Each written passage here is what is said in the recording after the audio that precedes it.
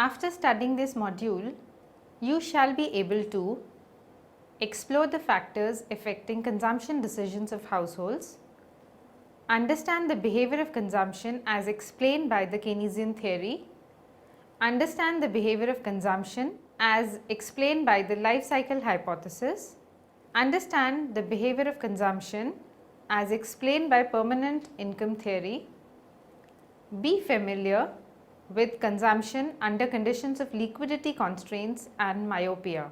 Understand the Ricardian equivalence proposition. The Keynesian framework includes consumption, investment, government expenditure and net exports as the components of aggregate demand. The first two are the demand components that arise from the private sector. The present module attempts to discuss one of the most important components of aggregate demand, viz. Consumption. This is considered to be one of the most stable components of GDP compared to investment, which is quite unstable. There are several theories that attempt to explain the consumption behavior of individuals. For instance, one of the early theories by J.M. Keynes explained aggregate consumption behavior in terms of the psychological law of consumption, wherein consumption is seen as a function of current income. Later theories of consumption, such as the life cycle hypothesis and the permanent income theory, have provided alternative explanations of consumption behavior. These theories built on the Keynesian law of consumption that continues to be relevant even today.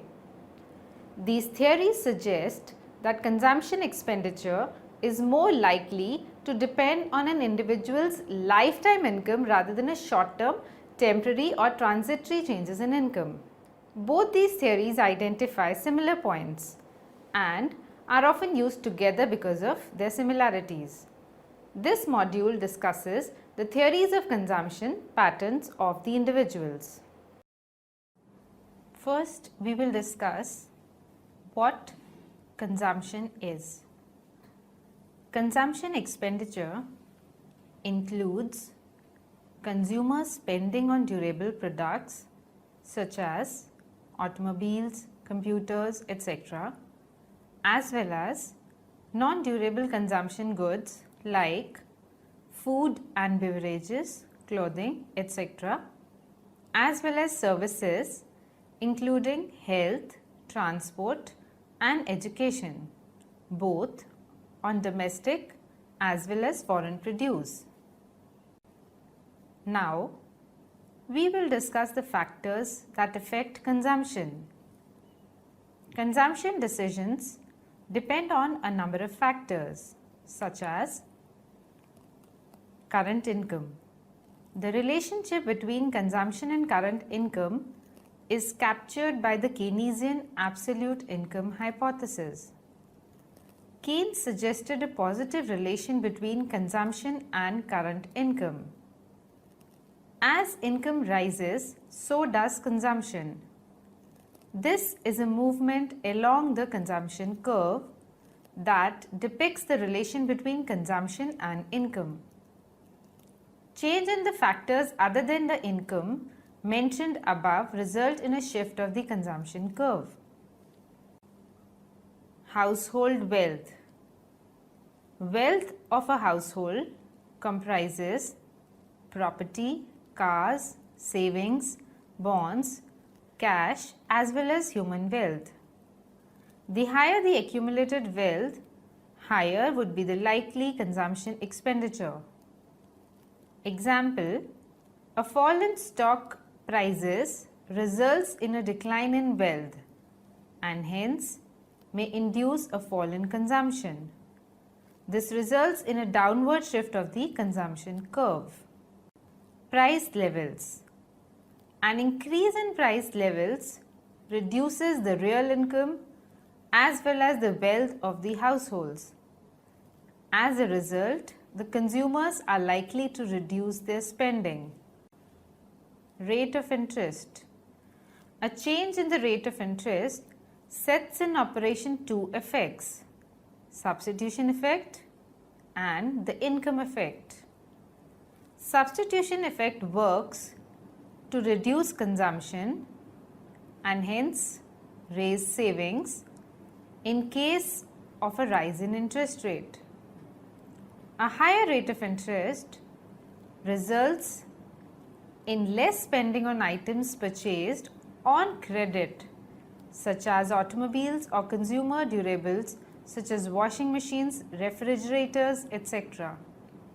But the income effect due to rise in interest income works to increase consumption and hence reduces savings. The actual impact of the change in interest rate on consumption will depend upon the relative strengths of the substitution as well as the income effect. The substitution effect is likely to be stronger at low income levels, while the income effect is likely to be stronger at higher income levels. The last factor is future expectations regarding income, price and rate of interest. The consumption levels are likely to be affected by consumers' expectations regarding several indicators such as income, price or rate of interest. The consumption expenditure is assumed to depend positively upon future increases in income. For example, expectation of getting a good job in the future may increase consumption levels today. On the contrary, fear of losing a job, perhaps due to a recession in the economy, might reduce consumption expenditures even before the job loss takes place. An expectation of a rise in price or rate of interest in near future might result in greater spending today. Now, we will discuss the Keynesian consumption theory. John Maynard Keynes, in his General Theory of Employment, Interest and Money, published in 1936, introduced the concept of consumption function that remains relevant today. The consumption function captures the relationship between aggregate consumption and aggregate income in any period t in an economy. The Keynesian consumption function may be expressed as Ct is equal to A plus Byt, wherein A is greater than 0 and B lies between 0 and 1. The intercept A is the level of consumption at 0 income levels. This is also referred to as autonomous consumption, as it does not depend on the level of income. The slope coefficient B is the increase in consumption that is associated with a unit increase in income. B is popularly referred to as the marginal propensity to consume, or MPC. This figure presents the consumption function depicting the relationship between consumption, that is on the y-axis, and income, which is on the x-axis. The linear consumption function C shows that consumption increases with income, assuming other things remaining constant. This is also referred to as the absolute income hypothesis, as consumption is directly related to income and nothing else. The significance of MPC can be discussed as the different consumption theories differ in respect of the significance of MPC. In Keynesian theory, change in income has a significant impact on consumption, so that the MPC is quite significant. However, in contrast, the more recent works on studying consumption behavior have suggested a relatively smaller role of MPC.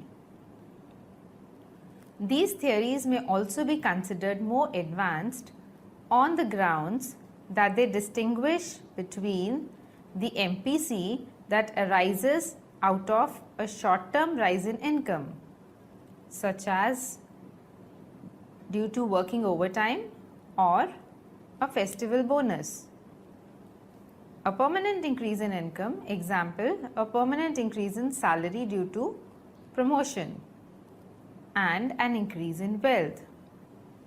These theories suggest that in the case of a transitory increase in income, the MPC is low, while in the case of a permanent increase in income, MPC may be quite high. One of the theories of consumption is life cycle hypothesis. Life cycle hypothesis was formulated by Franco Modigliani. The hypothesis is based on the belief that a consumer would like to iron out fluctuations and maintain stability in consumption and hence in the average standard of living. In other words, the life cycle hypothesis views an individual as a rational consumer who would allocate his consumption over his lifetime in such a manner that he is able to even out or smoothen out his consumption over his complete lifetime. This is how most of us would like to live. Rather than incurring very high consumption in one period and tolerating very low consumption in another period. Since a consumer plans over his working life horizon, he is able to consume even after his retirement or even leave some assets for his children as bequests. This is possible only by saving and building assets in the periods of high income.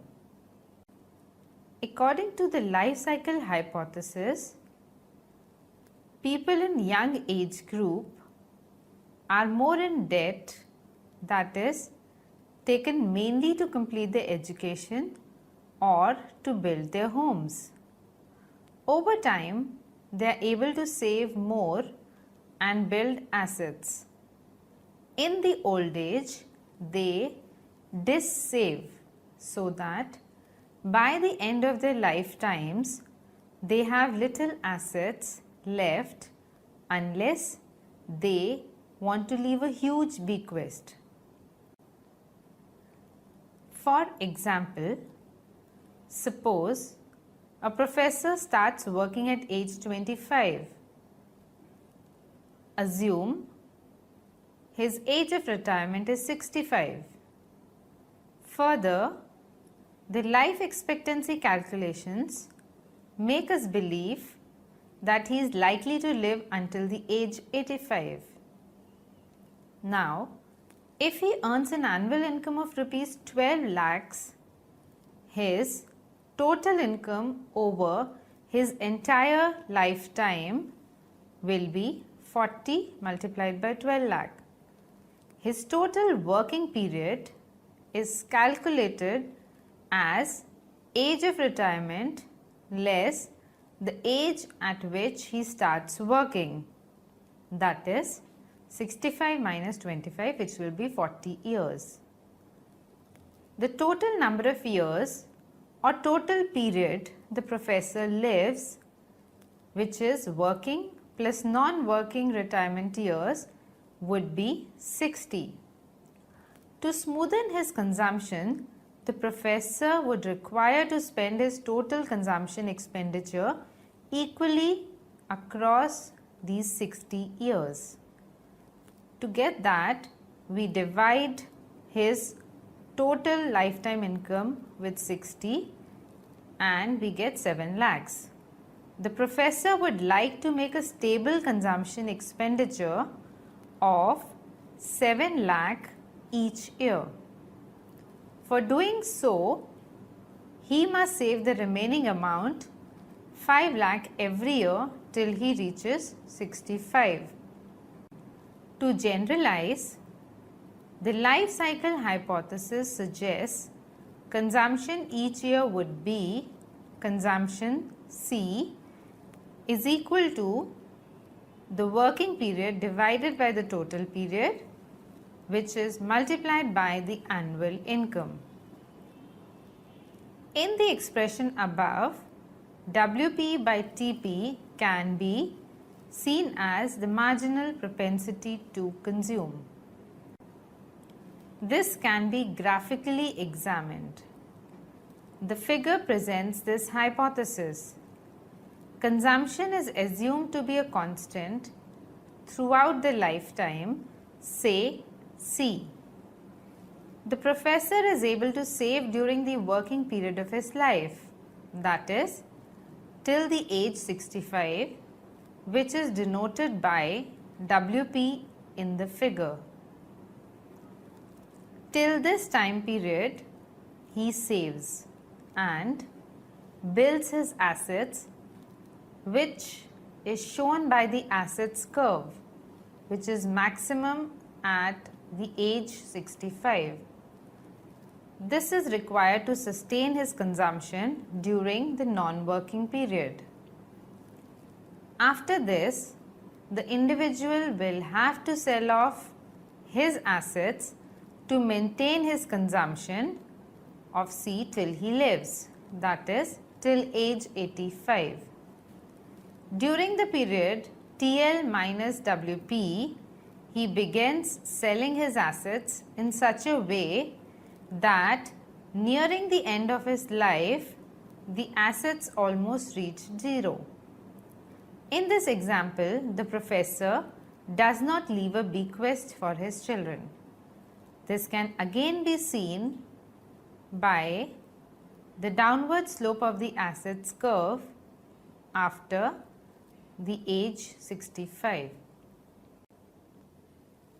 Now, this example can be extended by computing the MPC out of different kinds of incomes, that is, permanent or transitory. Now, assume that there is a permanent increase in professor's income by rupees 50,000 per year. His new annual income will be rupees 12,50,000. Accordingly, the new higher level of consumption can be computed as 12,50,000 multiplied by 40 divided by 60, which is equal to 8,33,333 and 30 paisa. Clearly, this is higher than the initial consumption expenditure level of rupees 7 lakh. The consumption rises by rupees 33,333 and 30 paisa. In this case, the marginal propensity to consume is 40 divided by 60, which is equal to 0.67. Now, let us consider another case wherein rupees 50,000 increase in income is transitory, that is, only for this particular year. In this case, consumption expenditure will increase by 50,000 divided by 60, which is 833 rupees and 33 paisa only. The MPC in this case is 1 divided by 60, which is equal to 0.17. Thus, it can be clearly seen with the help of this example that marginal propensity to consume and hence the change in consumption expenditure out of a transitory increase in income is very low as compared to that out of a permanent increase in income. Similar to a transitory increase in income, an increase in wealth may also result in small change in consumption in any particular period as it will be spread over the rest of his lifetime. This implies that MPC may be low. Now, we will discuss the permanent income hypothesis. The permanent income theory was formulated by Milton Friedman. It is based on the hypothesis that a consumer would make an estimate of his future income earned over the entire lifetime and then make his consumption decisions.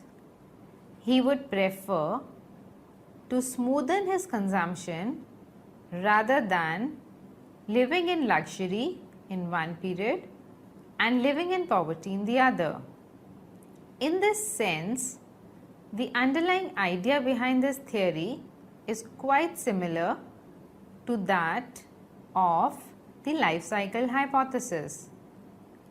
In fact, due to their similarity, many researchers club these theories and refer to them jointly. Permanent income theory asserts that consumption is positively and proportionately related to permanent income. Symbolically, C is equal to small c y dp. This equation suggests that consumption is directly related to permanent disposable income of the consumer. Similar to the life cycle hypothesis, the permanent income theory distinguishes between a temporary or a transitory increase in income. These theories are used as a tool by neoclassical economists to point to the weak relation between consumption and current income and hence the lack of effectiveness of the stabilization policies. They are used to argue that a transitory increase in income from sources such as transfer benefits to the unemployed or a temporary tax cut may fail to increase consumption expenditures significantly. Accordingly, these are likely to provide little boost to the economy. Similarly, one period taxation may not be able to curtail consumption in periods of inflation.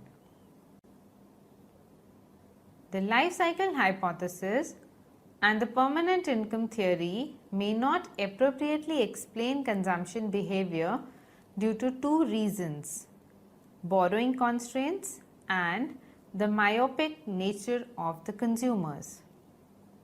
Borrowing constraints.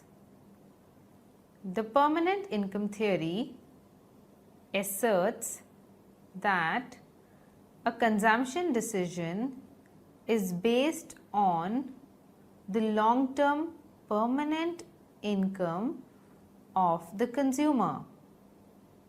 Consider a student who has little current income. However, he expects to earn a very high future income. As per the permanent income theory, he should make high consumption expenditure today. This may be possible only if he is able to borrow. However, he may not be able to maintain this high level of consumption expenditure if he is unable to obtain a loan due to lack of collateral or very high borrowing rates of interest on such loans. Such borrowing constraints or the liquidity constraints may prevent higher consumption expenditures even if the student intends to spend more based on his permanent income. This may be an important reason why the view that current consumption is more dependent on current income rather than permanent income finds greater support in the empirical literature. It provides support to the Keynesian absolute income hypothesis. Myopia. Consumers may be short-sighted and may not believe in any announcement of future increase in income till it actually happens. Liquidity constraints also explain why consumers may not be able to increase consumption till the income actually increases. The life cycle and the permanent income theories can be further formalized to include income earned under the situations of uncertainty. That is, these theories have been extended to analyze how a consumer responds to surprises or shocks to incomes. However, research shows that consumption is more sensitive to current income due to reasons discussed above rather than unanticipated changes in income. Now, we will discuss about the efficacy of fiscal policy. A fall in taxation may not be able to raise consumption expenditure and hence stimulate the economy. This could be because a rational and forward-looking consumer may understand that a tax cut today with government expenditure unchanged will adversely affect fiscal deficit and raise the level of public debt. Accordingly, he is able to figure out that the government might have to resort to a rise in tax in the next period to service the higher debt. He has to pay interest plus repay the principal. It is assumed that the government will cut its spending in the next period to service the debt. Based on this understanding, he might not increase his consumption today. Thus, a change in current taxation is unlikely to alter the consumption levels. This is referred to as the Ricardian equivalence or Barrow equivalence proposition, named after the economists David Ricardo and Robert Barrow. Keynesians criticize the result on Ricardian equivalence based on two facts. Firstly, a consumer, given his myopic nature, may fail to understand the complete implications of a tax cut in the current period.